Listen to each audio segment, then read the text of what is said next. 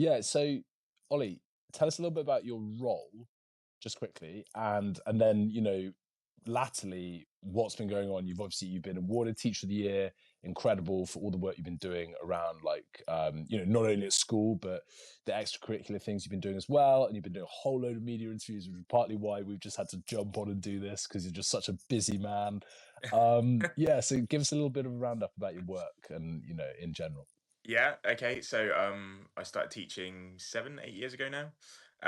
And I'm an English teacher. So I kind of worked my way up through the ranks, became head of English around about 4 or 5 years ago, and then became assistant head around 2 years ago. And now kind of manage the faculty that English is within.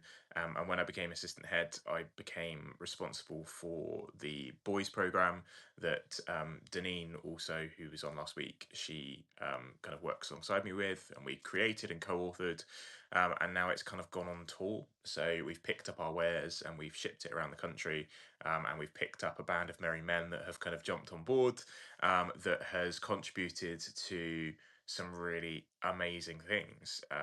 So obviously, gender gap closing in English was one of our biggest things. The fact that the boys are attending more than any other cohort in the school community was amazing.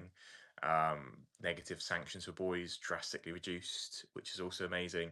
So essentially, the program that we've been able to develop has combated stereotypes that society has kind of put upon boys in education.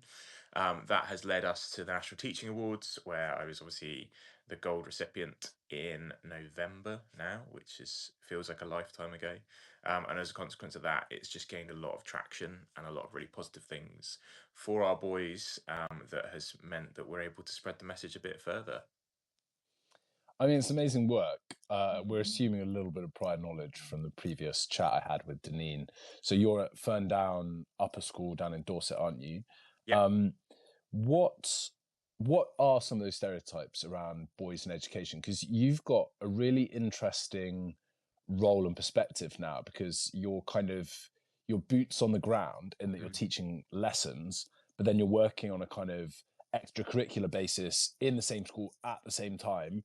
You've got a kind of national view of things with some of this boys' work that's spread further, and you've got the kind of administrative oversight of a kind of senior position in the teaching faculty. So you've got this like fascinating full spectrum perspective on the problem. So what are the stereotypes around boys like in school and then maybe in kind of education more broadly? I think one of the biggest ones is that they're lazy, that they don't care, that they don't particularly want to put in the work to be able to get the results, that they don't like education, they don't want to be in a classroom.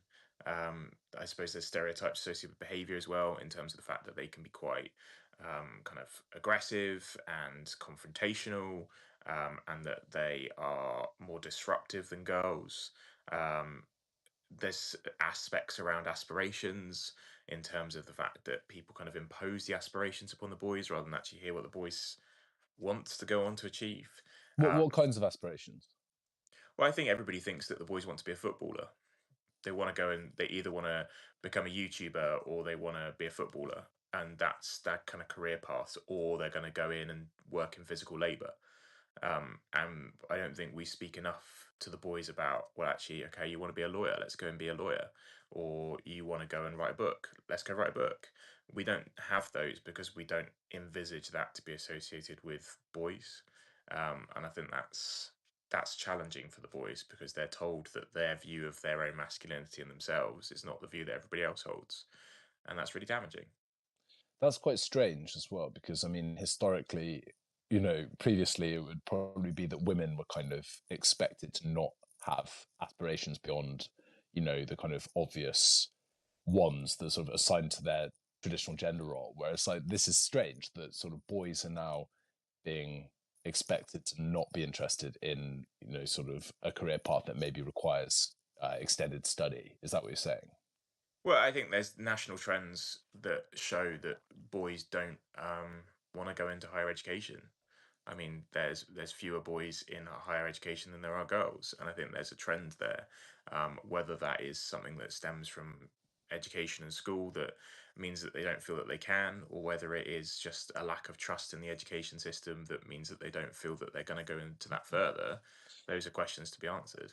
I mean, for me now, higher education feels like a much worse deal. You know, if you think about, like my parents' generation, it cost something like £300 a year or £1,000 a year. I can't remember. Whereas, in my lifetime, the tuition fees went up and went up again.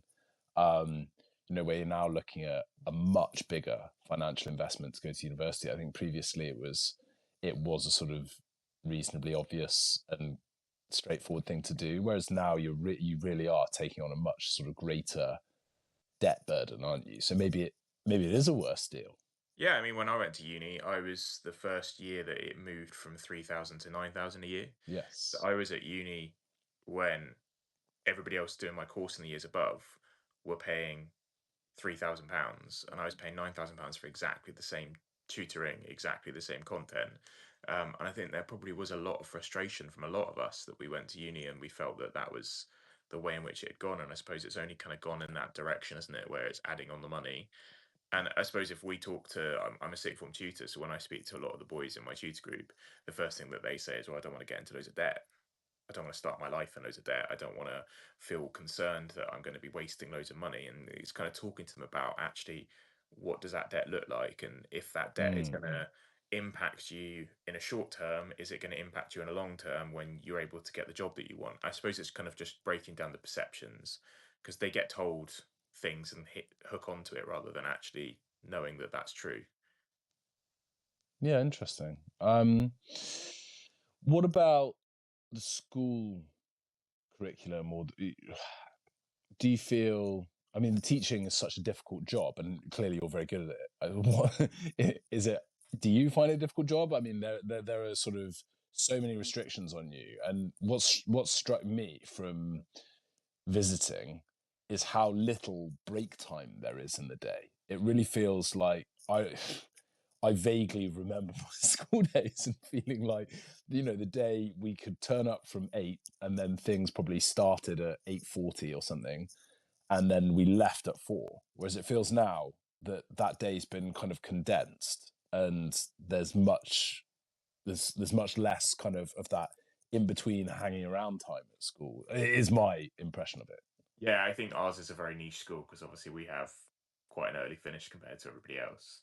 Um, yeah, I think that probably there are shorter breaks. There are kind of it just varies. The variation's massive. I mean, there'll be some schools where they have longer periods than we do. There'll be some schools where they have more periods than we do.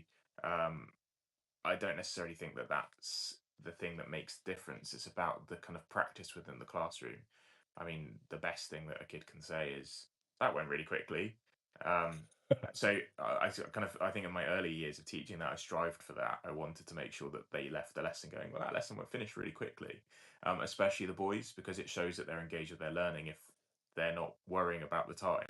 I mean, it did And help that I took the clock off the wall so that they couldn't see it, but the rest of it, quite a smart tip. I was going to say, how do you make the lesson go quickly beyond kind of manipulating the yeah. time, being the time lord? I think you just make sure that it's engaging. I mean, English is such an amazing subject, right? You can kind of take something that's very traditional and apply it to modern. So I think that's what I try to do is when I'm teaching Shakespeare, but with a 2025 stance on it. And kind of trying to connect it to their context. I mean, within the Taking Boys Seriously principles, it talks about kind of connecting learning to the context of the boys. And I think the moment you do that is the moment they're engaged and invested, but also just making it a safe space. I don't want any boy to come to my class and think I'm going to get kicked out of that lesson because they probably are in the majority of their lessons. So by What, greeting them, what, go on. why are they being kicked out? I think sometimes their behaviour it's more obvious, if that makes sense. So boys have a lower register than girls, so their voice carries more throughout a classroom. So if you hear chatter, you're more likely to hear the boy's voice than you are the girl's voice. Um, Boys struggle sometimes with regulating. I mean, girls struggle with regulating as well, but in boys it's more frequent. So I suppose the way that as teachers we approach the boys that needs to be really well thought out. Um, you need to give them that cool off time, and probably not enough teachers do that. We just go straight into kind of we're going to meet your energy, and that's the worst thing you can do because it's only going to escalate and they're only going to kind of explode. Um, I suppose there's an element of embarrassment as well if you call a boy out for their behaviour that's quite public. Try and mitigating that is going to be really helpful to making kind of the best outcomes for those boys. Um, and again, I don't think we do it. I think it's about the strategies that as teachers we use to support the boys rather than the boys' behaviour itself. I mean, there's definitely going to be challenging behaviour with boys and girls that we need to combat, but picking your battles is the best bit of advice that you can kind of give. There's too many battles that people take, especially with boys, that it breaks down that relationship. And as long as that relationship is going, the boy's going to want to work for you. The moment you break down that relationship, their intrinsic motivation for you is gone. So you're saying yeah, you are in a relationship, you are in an ongoing relationship kind of conversation, and once you close conversation off, if you say get out, you know, if you do that too many times, then that's sort of it, isn't it? You've set the expectation. It's like you don't belong here. We're all better off if you're not here. Yeah, and I suppose if they go into that environment thinking, well, they just pick on me, what's their intrinsic motivation going to be? They're going to go in and go, well, I'm just going to get kicked out as quickly as possible because if I stay in this room, I'm going to be made to feel bad about myself. So I'd rather just get kicked out so that I don't have to do that. I think banter's a really important thing with boys, but can also be a really tricky thing because you can have really good humor and relationships with the boys. If they take it too far and then you sanction them for that, what message is that then telling them about? It's kind of you're blurring the lines a little bit. So as a teacher, you've got to be really, really careful with the way in which you use humor with the boys. It's really important to, but it's the way that then you sanction as a consequence of that. That's tricky and challenging. Yeah, okay. I mean, again, I don't want to keep tooting your horn because I know that everybody Please keeps do, doing it. Ben. It's But fine. no. But where have you picked these skills up? You know, because these are quite sort of a multitude of skills. And these, you know, you had teacher training, I assume, after university. What track did you take? These are things you've been teaching 7, 8 years now. You know, you've clearly picked up a set of skills that you know, how much of it has kind of been picked up from somebody telling you or teaching you, or how much of it is like you've kind of learned on the job or figured out for yourself. And like you say, there's these taking boys seriously principles that have been kind of happening in the background as well, you know. So where does this, if someone was a teacher, like where would they sort of look to find these kind of different strands of understanding, as it were? I mean, observing other staff's amazing. It's definitely important to do that. I mean, in my early years, I did a lot of that kind of observation of other staff and kind of picking up some top tips, but I did cultivate it a lot myself. I mean, my route into teaching stems from my experiences within education. I wanted to go into teaching to have a better experience for kids than I had. So by going into that profession, I kind of used lots of the things that I hoped that I would have had within teachers or within the few teachers that I had that were amazing teachers that have always stuck with me. Those teachers possessed qualities that I wanted to possess within my students. And I think in the first few years, it's really important to know that you're going to make loads of mistakes. And I made loads of mistakes, and I had really, really challenging classes to start with that just were not on board with me at all. So it's probably easy for me to turn around and say, "Oh, it's brilliant now. It's easy." It still isn't, and there still are challenges, but you've got to be willing to give stuff a go. And I think I probably was quite fortunate that Ferndown at that stage was a really small school.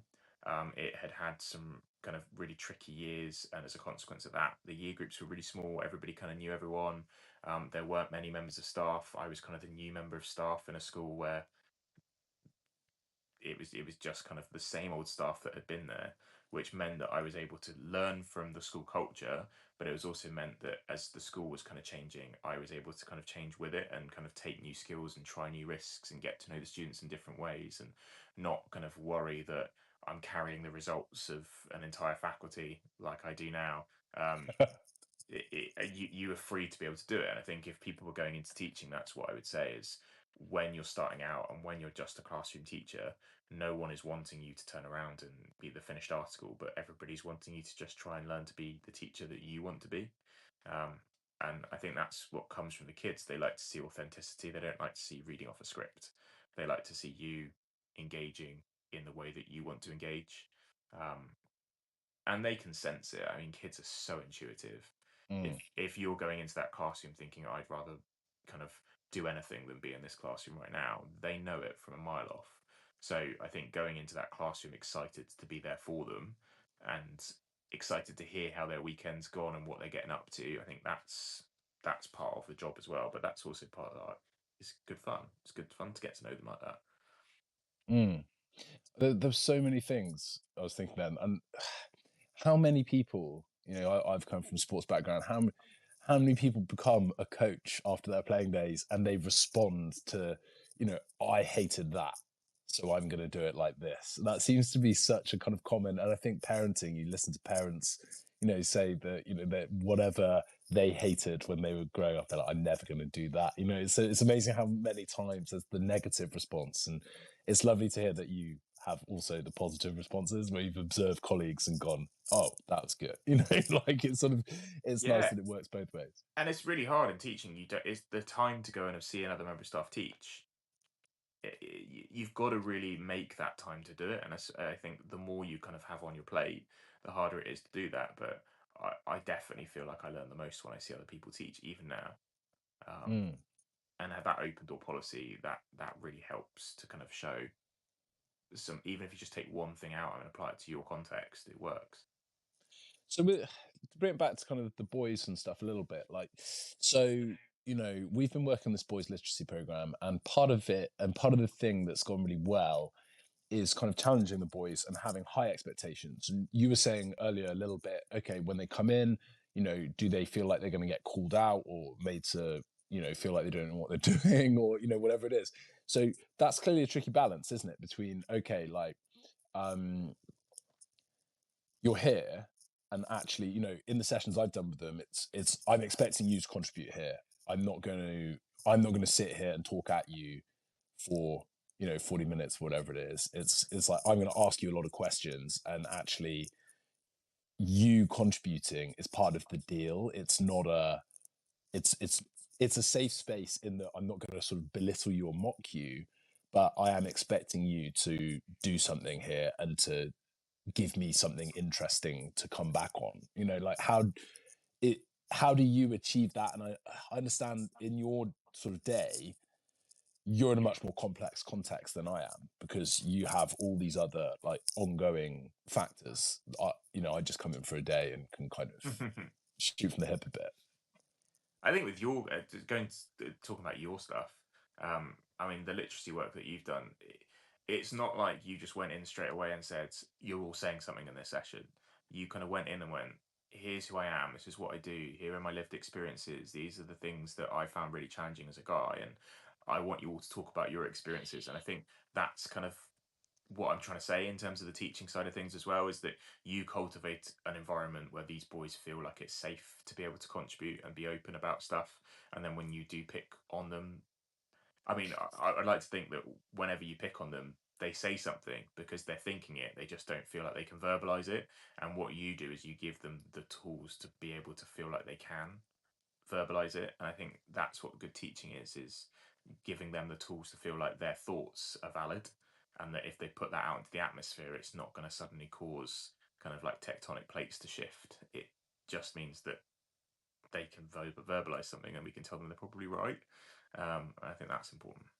The parallels from sport are so interesting. So I think when you have a successful team, one of the things is that there's psychological safety within the team environment for everybody to feel valued and that they could contribute and they can give feedback, which is, in sport is the fast feedback is super important. But I think, and historically, there was a kind of hazing culture throughout different sports where if you were young, it was like, sit down, shut up. Um, you know, you'll get told what to do, and then after, if you kind of prove yourself after a couple of years or even longer, then you can kind of pipe up. Until then, shut up. Mm. And I think an element of that is probably the right thing to do, but then you need to like let young people in quite quickly. And I think that's something in sport that has improved a lot, because you're seeing, I think part of it is the physical preparation, but you're seeing so many younger athletes contribute so much quicker than they would have under the kind of old paradigm. I think the parallel is kind of fascinating, and the boys, while they kind of know that they can't all be a footballer. Like that's pretty hard, but they do love sport. So I think that hook is quite a powerful one, isn't it? Yeah, I think thinking about it from an educational perspective and think about that idea of psychological safety, I think that's important. I think how do they feel safe in their class in our classrooms, and how do we demonstrate that? And I suppose if we could all write down the way in which you would like your students to feel safe in your classroom, what does that look like? I think it's a really interesting thing. I don't know what I would say in terms of safety in my classroom. Um, I think it's routines. They know what to expect. They know that if they come to my lessons, they're going to get something out of it, and that's nice for them.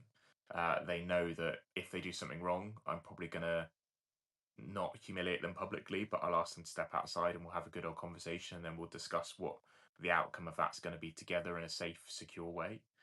But yeah, I think there is a lot to learn from sport, and I think there's a lot to learn from teams. And I think if we start seeing our classrooms like a team, then you're going to get good outcomes. I mean, one of the things that I do with my class is talk about shared goals. So last year I had a group that's target grades were around fours, fives, and I said by the end of this year, everyone in this class needs to hit at least a four. And it's our collective responsibility as a class to make sure that no one gets left behind in that. So even if after our second mock there's two people that haven't had a four, it's your shared responsibility to be able to help those two people to get that four. And if that's studying together or that's giving them handouts or talking them through something, then that's what we do. But I'm not having anyone going into an exam having never achieved a pass, because what message is that telling them? That's telling them that they're not going to pass. And that's not a belief that I hold. So it's about that kind of, I suppose, shared collaborative ethos that if you can kind of cultivate, it's magic. It's awesome when you get a class that all work harmoniously together, that like each other and that like your subject. It's just the best feeling. Mm. I think I remember that feeling very vaguely, but going into a classroom and thinking, "Oh, this is going to be good," is just great, isn't it? I think, and that's what I think. Even adults want to feel like that. I used to sometimes when a sports team, the rugby team I was playing for, going well. You're like, I'm excited to turn up to training. It's going to be fun and going to see all my mates, and then we Yeah. can try really hard and then go home and eat loads of food. But to move on to the books, like so there's you're teaching English. You studied English literature as well, I studied linguistics, English in language. linguistics. Yeah. So you're teaching English. Like we're working on this literacy project. You're also, and this really surprised me. You're a secondary school teacher, and the numbers of male secondary school teachers are declining quite a lot. There was primary school teaching has always been kind of overwhelmingly sort of female dominated. Secondary school teaching, though, has usually been quite a sort of even split, and this is really on the decline. And then you're dealing with kind of boys and books, and all the statistics suggest that boys read fewer books. That their kind of total words read is way behind the girls by the time they're 15, 16. Boys read for pleasure; it's less likely than girls.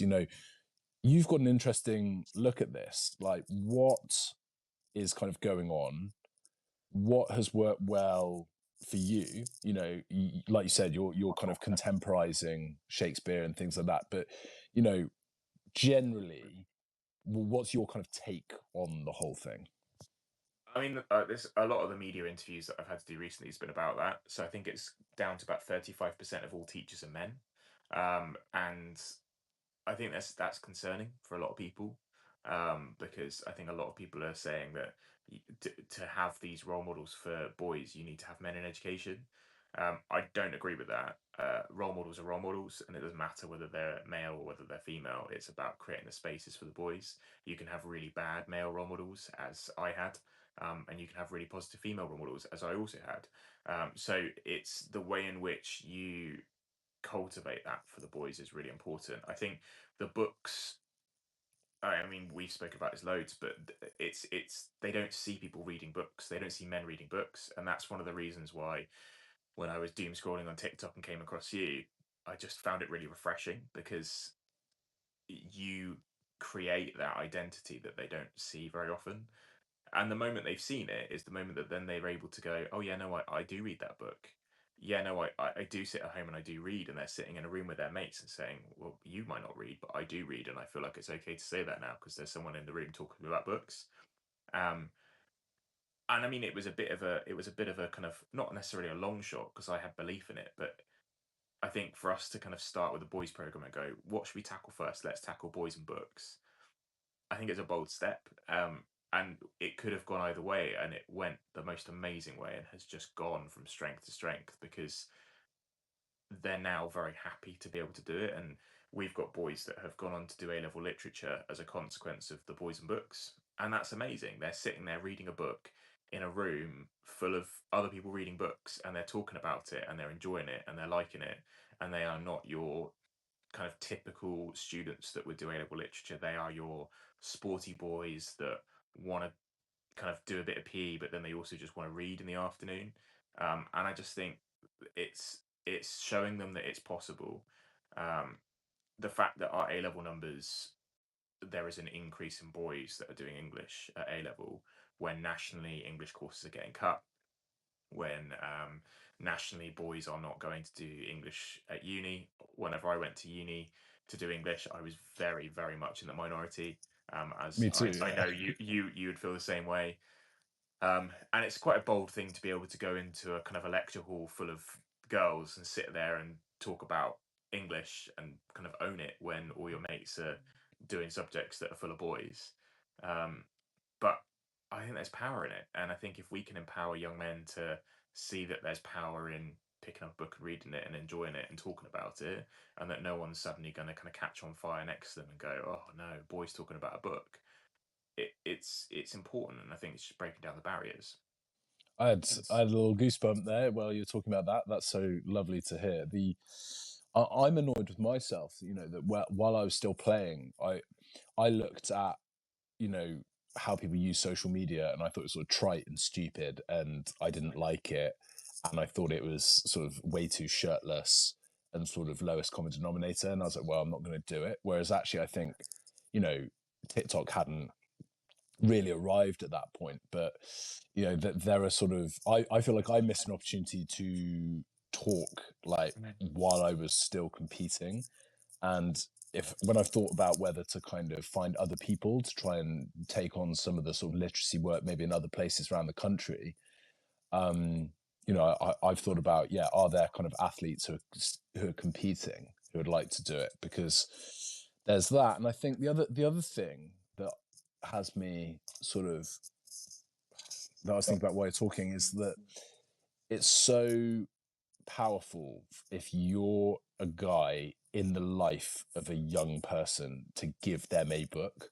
I think like there's just this, it's almost like a radical act in a really basic way. It just feels like it shouldn't be, but from the national literacy stuff that I've seen, most people's introduction to books comes through like a woman, whether that's their mum or a primary school teacher. And I just think if you're someone's dad, or if you're someone's godfather, if you're, an uncle, or, if you just know young people, to give them a book is such a wonderful gift. And like you said, there's a power in seeing it, but books grant this huge power. I think and that's one of the messages we've started using, isn't it? Is that like, oh, the ability to read, like you, kid, like your ability to read and think about and relate to and understand this stuff is going to help you in your life. It's going to help you go where you want to go and learn what you want to learn. And kind of if you don't do it, you are kind of disempowering yourself in some way, I think. Well, I don't know how we go from being young kids love it. I mean, I've got godkids, and my godkids absolutely love reading. They just love it. And one of the first things that I did whenever kind of they were born was I bought them all a book, because I wanted them to have like a really special book when they were younger that they could always think about and they always loved. And each birthday and each Christmas, I will buy them something, but I'll buy them a book as well, and they build it up.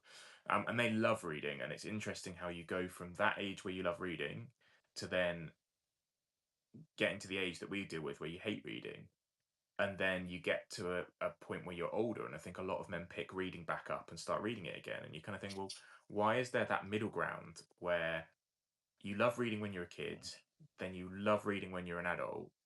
Why do we hate reading when we're a teenager? And I think it's social, isn't it? It's not an intrinsic hatred of literature.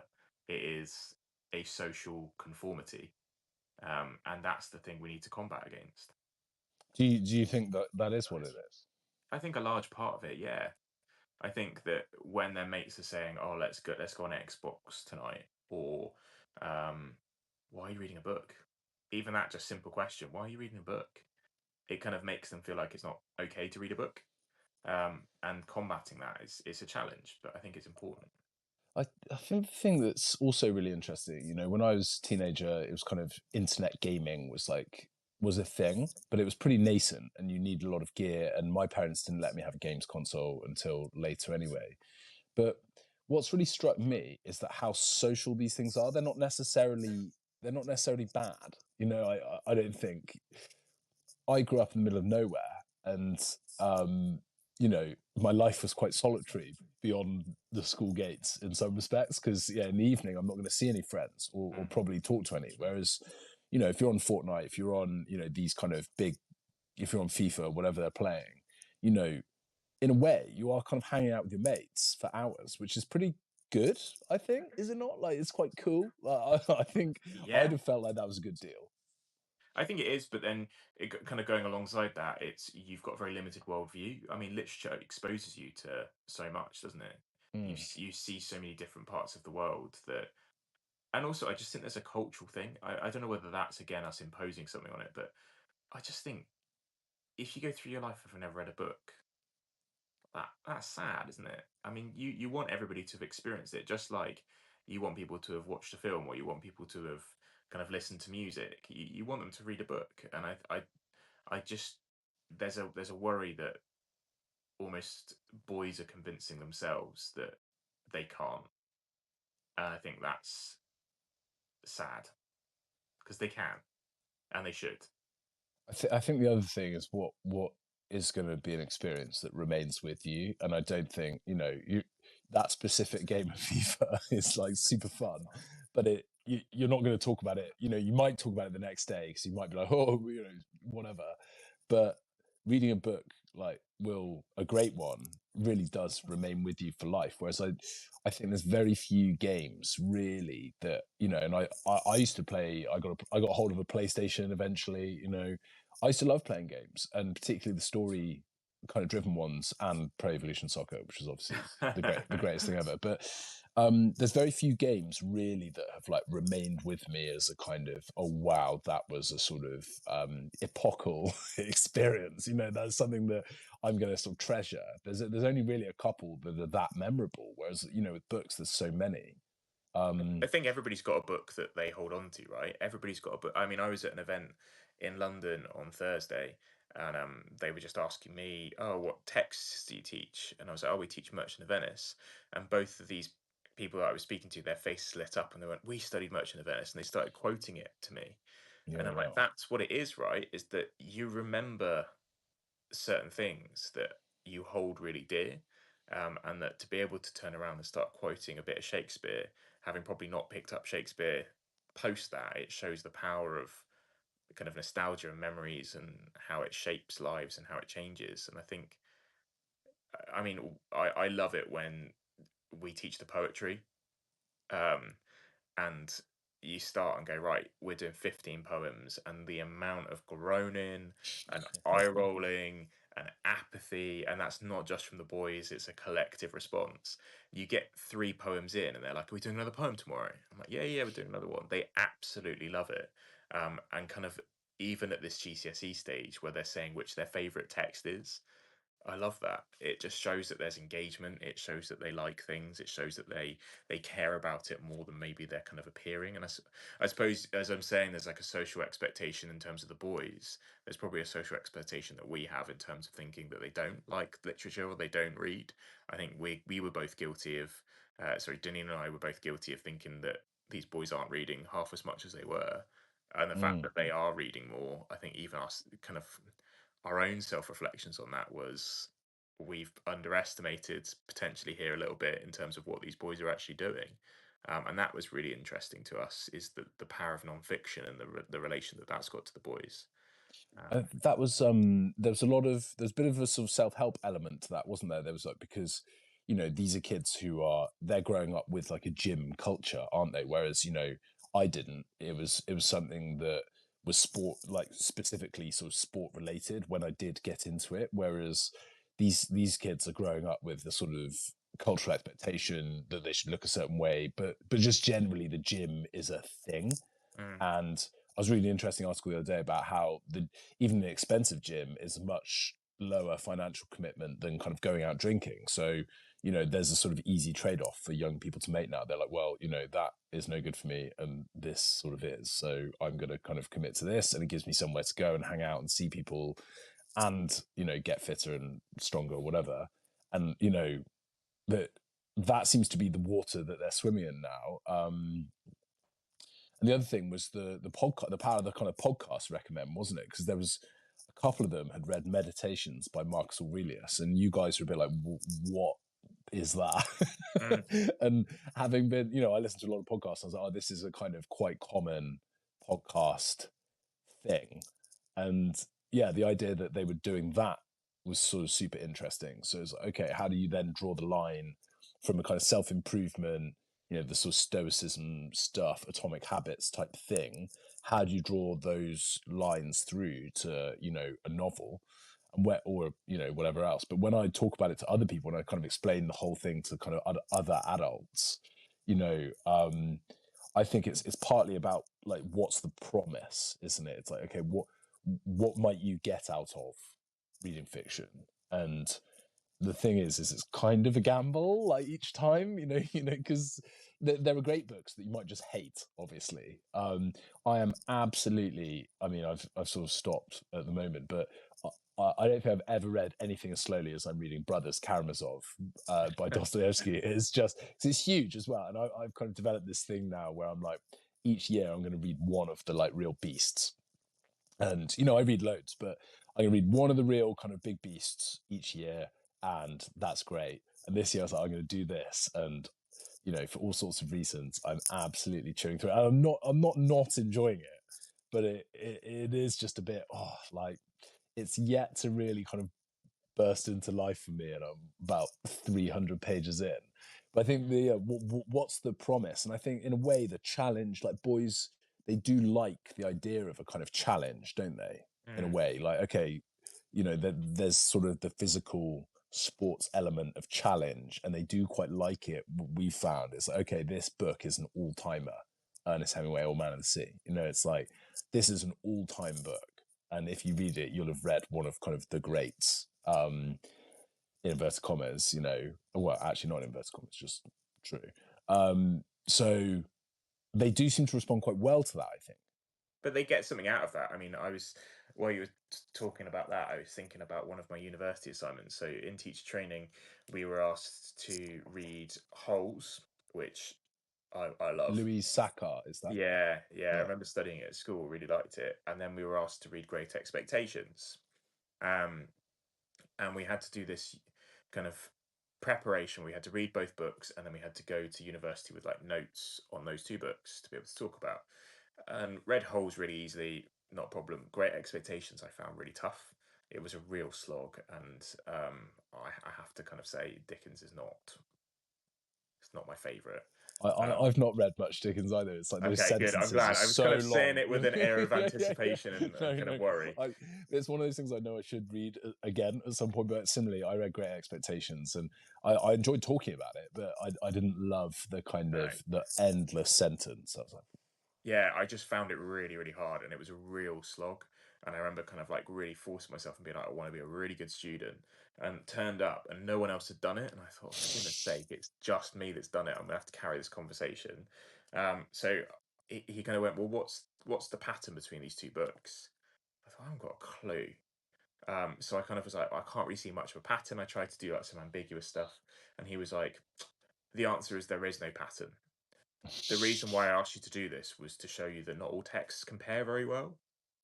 And I was there going, what a pointless waste of time. You could have just told me that. You've Yeah. just made me read a book that I didn't enjoy to then tell me that that book and the outcome of that investigation was that that book doesn't compare to another book. Well, how's that helping me to pick up another book and want to read it? I'm going to pick up another book thinking, oh, well, somebody's going to tell me that that was a colossal waste of time as well.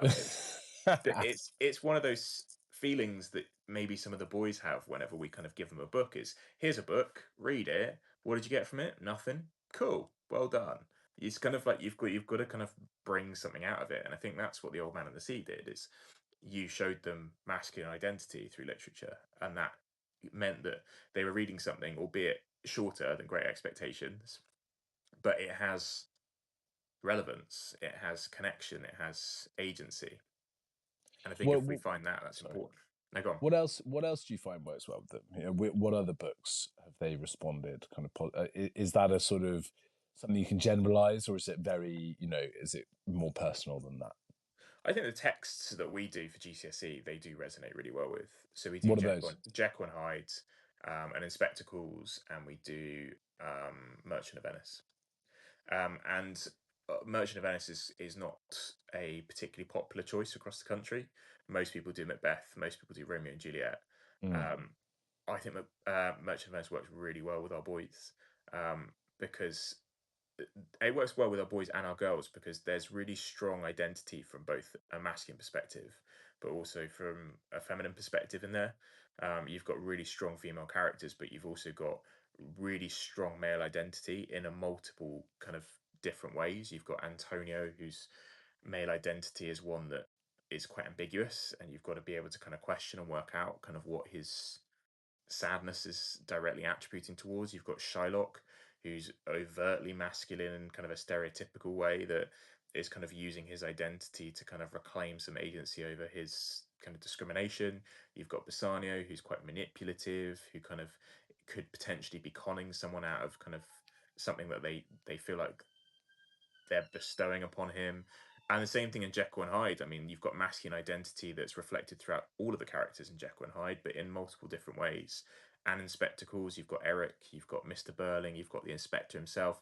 And I think what we're able to do is show a range of different identities for these boys that even if one boy connects and resonates specifically with one character, that's going to change their understanding of that text. And I think the more texts that you can have that connect to identity for any student is important. I think that's going to make the biggest difference.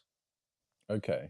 Um, and what about the identity of the students? I think we've talked a little bit about how they're stereotypes. I just wanted to kind of go in a little bit more on, there's this stuff around adolescence, the stuff around, you know, the sort of the negative male online kind of bunch, or how influential really are these things? Like, because people sort of say them to me. I think it's very easy to talk about things in the abstract. And what's interesting about you and your work is that your work goes from, boots on the ground to all the way up to the kind of abstract, big picture, big thinking level. But I think when most people are experiencing these things, unless they have children, even when they have children, they're not in the classroom. Um, there's a certain media kind of perception that seems like, or if their only engagement with it is through the media, but it's not my experience when I come down and meet the boys. They all seem really nice, So like, They are really nice, Ben. yeah, but they're kind of, some of them are probably better behaved than others, but they're all essentially kind of nice, normal teenage boys in my experience. I mean, is there a kind of very unfair portrayal of boys in the media in general, or is that something that is true elsewhere? I think there's a very stereotyped and there is a very homogenous view of boys in the media. Um, Obviously, again, I've been picked up for a number of kind of discussions around adolescence. Obviously, the stories around whether adolescence should be used as a teaching strategy I mean, if that doesn't tell you that people need to get into schools and speak to boys, I don't know what does. It's a ridiculous strategy. It's not even a strategy, it's an idea that is flawed. Because what you've got is a very stereotyped, cultivated, fictional situation. And I mean, I can't say that I've watched all of adolescence. I've watched a chunk of it. I couldn't watch all of Mm. it. But even within that, you've got instances where, I mean, if you took the Taking Boys Seriously principles and applied it to adolescence, it probably would make the outcome a bit better. Because, I mean, there's moments where the boy's getting really angry and cross, and people are just interrupting him the whole time. And I know it's scripted, but there's kind of a part of me that thinks if you just let him speak, you might actually get an understanding about what he's talking about. And these boys are seeing, even in a fictional sense, that people are saying that their voice isn't valued and that they can't express their own opinions. And then they're all saying, I now know how to deal with you because I've just seen on Netflix that there is a boy that acts a certain way and I've seen the outcome of that, so I know what we've got to do. And you think it's just ridiculous. And then the narrative around Andrew Tate is also ridiculous. Um, the amount of people that are saying, oh, all the boys are going home watching Andrew Tate. Go and talk to the boys. They can't stand Andrew Tate. They don't view him as anything other than a very radical individual who has got views that they just don't agree with. And the actual views that they did agree with were the things that he talks about in terms of success, in terms of how to kind of achieve certain things in life, but they're kind of tarred with the misogynistic views that he's got and saying, well, the boys just latch onto that. There are instances where boys will latch onto that, as there are instances with many people that will latch onto many different things, but it's not a collective response to him. And I mean, through the work that you've had with the boys, I mean, empathy's been the thing that's risen to the top, right? It's not extremity, it's empathy. That's what their role models are. Their role models are people that are able to articulate feelings and thoughts and show strength in emotion. That's the power behind it, not somebody who shows their wealth and shows their really extreme views. Um, and I just worry that people are kind of looking at the stuff that's in the media and thinking, well, that's what boys are like. That's I my think worry. what struck me in the first place, because part of the work we've done is a bit like, who are your role models, who are your heroes, and then sort of talking a little bit about the idea of what a hero is, and then looking at books and being like, okay, well, you know, what's this person got that you could learn from? What's kind of good about them? What's not so good? What struck me was that most of their role models, it seemed like, were Premiership footballers, but then alongside that, it was also Premiership footballers who had a sort of with a conscience, of which there are Mhm. plenty. People like Sadio Mane, using their money to kind of, do things back in their sort of their home country, or people like Mo Salah. They were people who were very, very good and kind of a success and hyper competent and interesting, but they were people that were, that had humility, was a word that they used a lot, which was fascinating. And I think the other thing is that because he's people like Andrew Tate are very clever. He's a very clever person, and so some of what he says is probably quite sensible, and some of what he says is horrendous. And I think the idea that you can't pick that apart, that you lack that critical thinking because you're a boy, is quite offensive. I think I think like it's Yeah, that. even as teachers, I don't know how many of us went home and watched it. I mean, I know that both Danine and I, when the boys started talking about it, we went and watched the interviews of Andrew Tate because I suppose I came from a place of ignorance about it.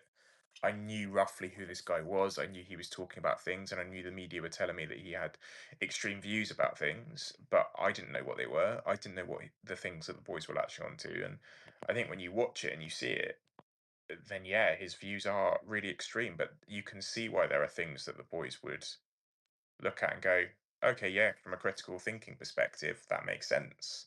Because there are tips in terms of like business and in terms of like success and things that are Physical fitness, I physical think, is another one. fitness. Yeah, and I think boys are so physically conscious at the moment, so in tune with it.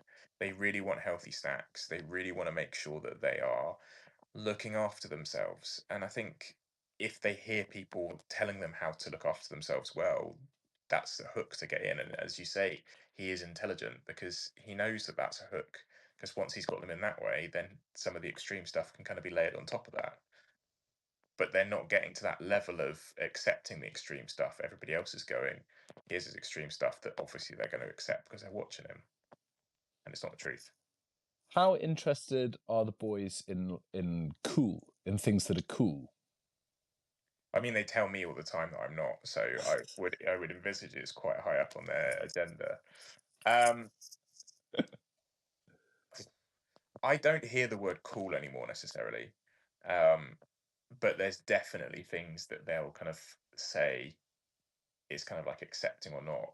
But I mean, it's difficult because I go from a firm down lens.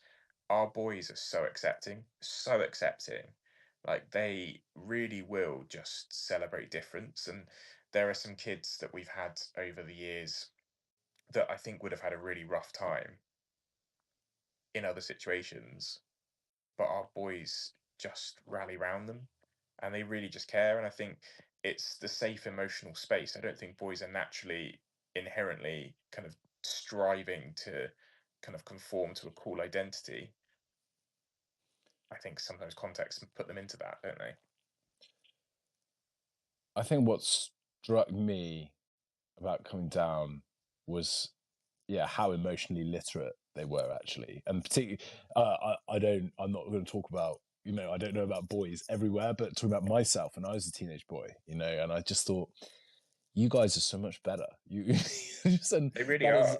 and that's sort of generationally how things work, isn't it? It's like, attitudes move on, norms change. Um, you know, information is sort of easier to come by, or different information becomes sort of part of parlance in a way. And it felt like they were very yeah, very emotionally literate, particularly the older ones, sort of 16, 17-year olds. I just thought, when I was 16, 17, I was nowhere near as Me either. mature as I mean, them. even when I was 24, I wasn't. Yes, which is great. And you just think, well, something's going right, but it Mm. feels like they're kind of tarred with some sort of brush. It feels a bit unfair when you actually talk to them, I think. I mean, they've listened to some of the radio interviews that I've done. And they've been appalled by some of the things that have been asked of me, but they've also been appalled by some of the things that have been told that they believe. Yeah. Um, What are those things? well, there was one where they were talking about role models, and they were saying that a female teacher can't be a role model to the boys, and our boys were absolutely outraged at that. They were furious because that's not the truth. And whenever I spoke up and said that I didn't believe in it as well, they were happy that I'd said that because I was speaking on behalf of them. Um, I mean, they've I've been asked questions about whether I'm safe to be left alone in a classroom full of kids. And I think the kids hearing that, I mean, there were two male teachers that were on the same radio show when that was asked, and we were both silent because neither of us quite knew what to say. And one of my close friends, actually, she was listening, and she just said, "I couldn't believe it. I couldn't believe that anyone would feel that because you're a man, you're not safe to be around kids. You're a teacher. Like, what do they think is going to happen?"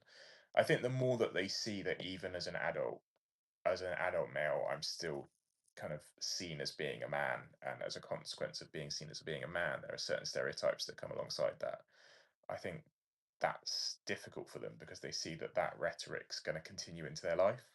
I think the more that they probably see people like you who can kind of like come in and say, well, actually, yeah, I've failed and I've overcome it and I've been told this and I've been told that, but look at where I'm at. They can see that, yeah, the narrative exists, but it's how you deal with the narrative. That's what really matters, isn't it? It's how you overcome it and how you carry on with it. That's what we need to kind of tell them. That's pretty shocking, though. I think that line of questioning is pretty outrageous. And do you think that's motivated by a kind of, is that sort of hoping for a soundbite, or is that something that's kind of more narrative driven? Is that something that relates to how people, consider the issue more broadly? I think they're trying to find reasons as to why men don't teach. And I think they thought that that was a reason. Um, I mean, if people think that that's a reason why men don't teach, I just I think that's probably the real reason why men don't teach, is because people are imposing these ridiculous narratives that are making people feel uncomfortable about it. And there are not enough people standing up and challenging it. I just felt that that question, when it was asked, I mean, you have the kind of little briefings beforehand. There was nothing in that briefing beforehand that even was close to where that question would come. And I know that we can't control it, and you get asked questions all the time that are intended to kind of stir up something that they deliberately withhold. But that one in particular, I think, was quite shocking, especially because it was another man that asked me. I think that was shocking. I think anybody, Anybody, anyone asking anybody, you. but even just somebody who I suppose could potentially even resonate with the narratives. It was just from a complete place of ignorance, and I think that's, yeah, that was surprising. Well, why do you think there are fewer men going into teaching now? So one of the things that I've talked quite openly about is that they don't see enough men in teaching. I know it's a cyclical thing, right? It's, if there were more men in teaching, they would see that it's a profession that they could enter into. Um, I mean, people are talking about money being a factor. It probably is a factor. Um, but that's a factor for all teachers. I think we're just in a teacher recruitment crisis, and we need to make sure that we're recruiting more teachers. Boys, as a consequence of that, if they have better experiences in education, they're going to want to kind of give back, aren't they? Um, so making the education system stronger to be able to support boys is probably going to make them feel like they want to continue studying, to go into higher education, to then consider going back into education, something like teaching. A lot of them see that if we're still in education, we've not got anywhere with our lives. So it's breaking down that barrier as well, right? Yeah, I suppose so. If you could kind of have carte blanche to sort of change from a theoretical standpoint, the kind of from a top down level, like what would you do? What would you do to school? What would you do to the curriculum? Are there things that you think would benefit by changing? You know, take kind of finance out of the equation and just sort of in an ideal world. I'd love there to be more extracurricular. It'd be amazing if we had greater time and we had greater capacity to be able to do the things that we've done with the boys program, is to instill kind of like a range of individuals that come in and talked about lived experiences and kind of engage with them on a broader level and think about identity. I mean, a lot of education is academically driven, obviously. Um, and we have to make sure that we're getting the best out of them on an academic perspective, but in a personal and a social perspective and an emotional perspective. The education system needs to support that, and we need to support that for all students. And I think there's probably not enough investment of time, and I know not necessarily finances, but there isn't enough investment in finances to be able to allow schools the opportunities to have that. It would be great to have more people in schools that were able to do mentoring, would be able to kind of coach, would be able to kind of like all of those sorts of facilities that you can have when you're older, they don't have in school, and it would be great if we could have that. Yeah, interesting. What's missing? I mean, talking about that's sort of something that's missing, but what's missing from like the educational experience at the moment? Do you think? Because do you think it's working quite well? I mean, it seems like the work you guys are doing. It seems like the school is going quite well. Um, how could it go even better? What's missing, or to let the school kind of do even better? I suppose. Again, it's hard because I'm looking from a firm that perspective, and I Mm. think we've done a good job with it. But I suppose if we had a magic wand, the thing you want is for every single student to love school. And what's missing is that they're not.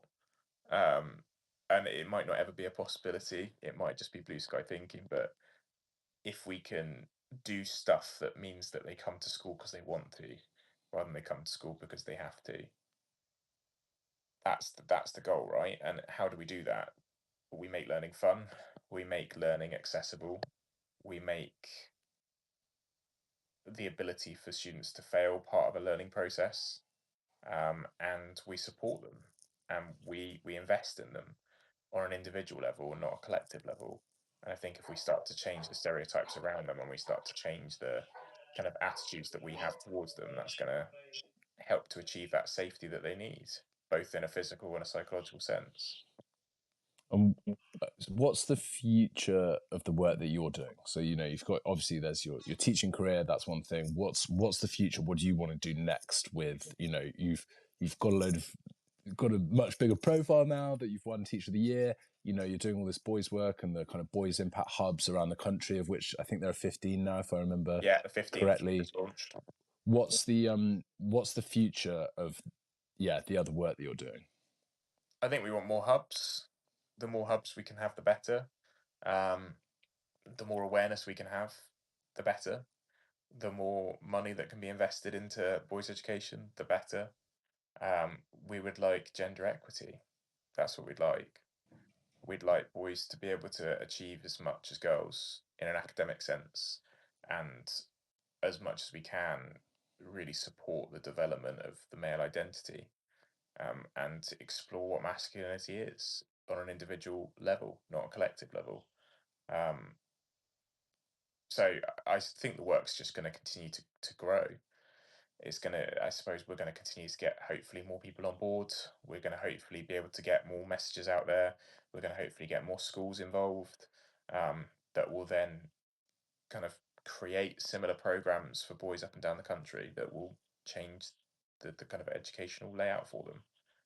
Because how big a problem is this? I mean, there's clearly a kind of a perceived problem in the media, but you guys have schools coming to you now, don't you, for advice and help? So I mean, what's the kind of the scale of the problem? Well, nationally, there's still dividers between kind of boys and girls in English. The literacy gap is ridiculous. Um, there is still a massive kind of problem with mental health, specifically suicide in young men. Um, our locality, the suicide rates for men is just disgraceful. Um, and there's still issues in terms of boys getting kicked out of lessons more, boys losing learning more, um, boys getting challenged for similar behaviours that girls are. And I think the biggest issue is their attitudes towards how they're viewed. I think the biggest problem is that boys feel like they're not wanted. And if a boy feels like they're not wanted, then we've still got a lot of work to do, because there are very, very few individuals, if any, that don't want to teach them, but they feel like that's the case. So there's a misalignment with how they're viewed and how we view them. So we need to do a lot of work with that. It's fascinating. Ollie, I'm not going to keep you any longer, I don't think. I don't know if anyone's got any questions in the chat. I know Denise's there, so she's not allowed to ask any. If she's no, we might have to put some sort of filter on her. But what have you, like, just as something a little bit lighter to finish, maybe? What have you been reading? Well, what do you like to read yourself, or do you not get time? I'm not the best reader. I mean, I have read recently the new Hunger Games. Was it good? It honestly, I think it broke me into a million pieces. I quite like a dystopian text. I did read Atomic Habits quite recently as well, and I really liked that. I've never really been somebody that likes a self-help book, but when the boys started reading it, I started to think a little bit about maybe I should start having a read of it. So yeah, I really enjoyed Atomic Habits actually. I got a lot from it. But Sunrise on the Reaping was brilliant. It's one of those books that I picked up and just felt like I wanted to continue reading all weekend and just absolutely binge read it. For me, I have to either be into a book or not into a book, and it kind of dictates from there. But yeah, that's my favourite one at the moment. It's kind of interesting when there's, and particularly a book like that, where you could probably take it in and be like, this had me going all weekend kind of thing. They'd be like, but it would probably grab them, wouldn't it? I took it in school and gave it out to a couple of people and said, go home Did and you? read it. Yeah, really enjoyed it. And then we Nice. were able to Yeah. talk about it. Yeah, it was really good. Brilliant. Well, I've not read that one, so There maybe you I'll go. pick it up. Yeah, Yeah. too Next easy. time you're down, you can have my copy and you can take it and read it. Yeah, normally I'm the one dishing Yeah, out old books, but you can palm one off on me for a I'll do change. that. Yeah. Yeah. Hey, brilliant, Ollie. Thanks so much for squeezing me into your round of much more prestigious press interviews. Well, it's so amazing to see how your career's going, and it's much deserved from what I've seen. And I love the way when I come to the school how the boys clearly have. Well, all the pupils and the staff seem to clearly have this kind of clear affection for you and respect, and it's just wonderful to see that that relationship in action. Yeah, and I'm excited to see the future of your work and our work together. Definitely. This is only the start, Ben. We're going to change the world one book at a time.